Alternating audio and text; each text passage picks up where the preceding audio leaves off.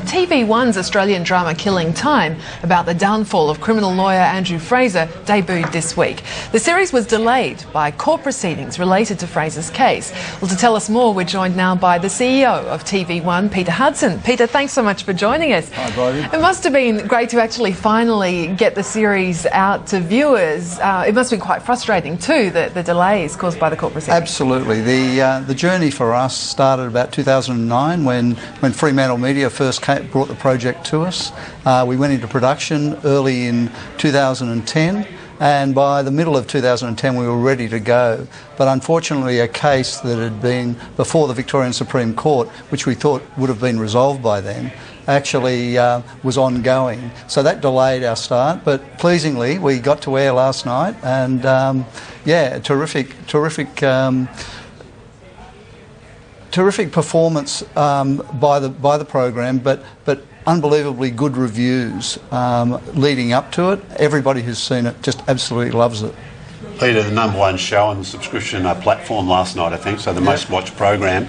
TV1, Australian crime drama, not something you normally see on TV1, but you have got a history with Aussie productions, don't you? Yeah, the Aussie production started for us back early 2000, where we dabbled in some comedy. We had the very successful comedy Stupid, Stupid Man, and in 2006 we moved forward into an Aussie telly movie, which was The King, and as we all know now, that it was so successful, Logie Award winning, AFI Award winning, and it was the story of Graham Kennedy. And that started our relationship with Fremantle Media. They brought us then, after that relationship, brought us the story of Andrew Fraser.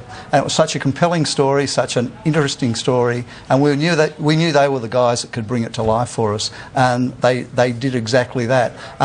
You're right, James, we don't have a real history of Australian drama on the channel, but what we do have is a great heritage of crime drama on the channel through the very successful franchises of Law and Order and also NCIS.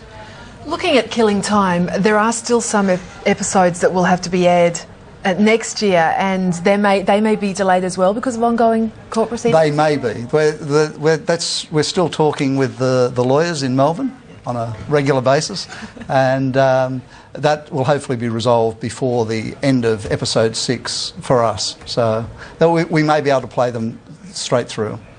You mentioned the international, like the Law and Order franchise, NCIS. Now they come to you through the people that own the channel that supply the content. Yep. So just tell us who are the partners. Our partners are CBS, NBC and Sony. So prolific makers of great television, and they supply us fantastic content, and probably 95-96% of our content that we run. And the one constant thread through all of that is that they're been very successful franchises, whether it's the crime franchises or over to the comedy franchises like Seinfeld, Frasier, Everybody Loves Raymond.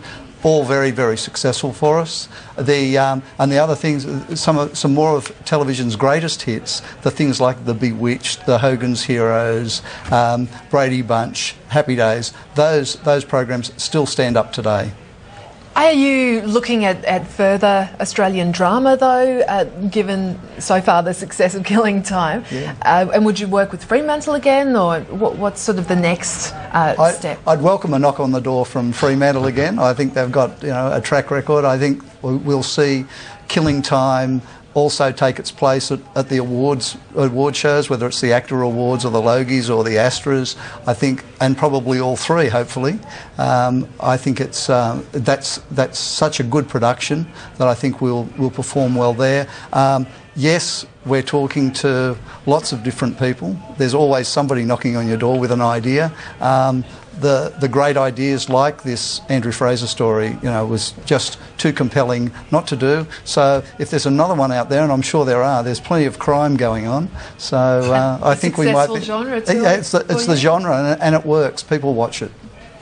Peter, the TV1's been around a while now. I mean, you pretty much used to have a niche all to your own, perhaps, when you started. But since then, there's a triple one hits. Shows a bit of retro TV. Some of the digital TV channels from the free-to-airs get into that space a bit. Have your audience has been impacted much? Yeah, they have. In the last 2 years, we've had probably somewhere close to 50 new viewing options become available. And within that 50, probably something like 30 of those viewing options are in the general entertainment genre. So yeah, we've certainly been affected, but again, we're still regularly the number 2 channel on the platform. So again, the strength of the programming is what stands out for us. How important is the ad spend as well for TV1? Because obviously, I mean, I'd imagine it would be a smaller part compared to subscriptions, but still very important. Yeah, it's a reasonable sort of balance. It's very important. Ad sales is important and will be increasingly important going forward, as long as we can deliver the audiences. That's our job. You've got a sister channel, Sci-Fi. Yeah. Are you able to sort of use those 2 channels as a joint offering to advertisers? And tell us a little bit about how Sci-Fi's going. Yeah, well, Sci-Fi was born from TV1. Sci-Fi as a genre was located on TV1 for a long time. Star Trek franchise, Stargate, Medium. So shows like that, which easily translated back in 2006 across to the Sci-Fi channel. So yeah, it's very easy to translate the audience. The key demographic for us, for both TV1 and Sci-Fi, are 25 to 54, and so it's constant. So as a package for an advertiser, we're able to run across both channels. And the other good thing, from a cross-promotion point of view, we're able to cross-promote very well. How is the ad market looking from your point of view? Ad market's been tough as it's adjusted to the new competitive number of channels. Certainly in the general entertainment sector, it's been a tough 2011. Things got better through 2010. Very end of 2010 dipped away, and it's been a month-by-month proposition, but certainly the outlook for 2012 is certainly improving, and I think that'll go hand in hand with economic conditions hopefully improving. Yes, you sorry, James. Just dropped your biggest show of the year, I guess, just started. But Foxtel's been out sort of spruiking what they've got coming up for next year. Have you got any sort of big programs, or will we find out in due course about what's coming? In due course, but coming in, and we talked about franchises that work for us. NCIS is an extension of that. Is NCIS LA that comes to us in January is available. It's the premiere programs really are the key where we can grab exclusive content, certainly in the Sci-Fi area, and we've got an exciting one from NBC coming in January, and that's Alphas, and that'll be really good, and that could well build into a very strong franchise as well. We'll have to leave it there. Peter, thank you so much for coming on the program. Okay, thank you. Peter Hudson there, CEO of TV1.